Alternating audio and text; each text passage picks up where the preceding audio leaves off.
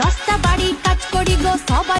এই দাঁড়াও, কি গো খেন্তির মা, তোমার এই আসার টাইম হলো? সরি বৌদিমণি, আসলে একটু মুভি দেখতে গিয়েছিলাম তো, তাই একটু দেরি হয়ে গেল।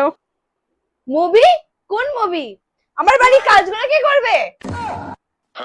কেন গো বৌদিমণি, তুমি জানো না নাকি এখন সিনেমা হলে শুধু ওই ধুরন্ধর 2 বলছে না, ওই সিনেমাটাই হচ্ছে। হ্যাঁ, আর আমরা লোকের বাড়িতে কাজ করছি বলে কি আমাদের কোনো শখ আহ্লাদ বলতে কিছু নেই নাকি?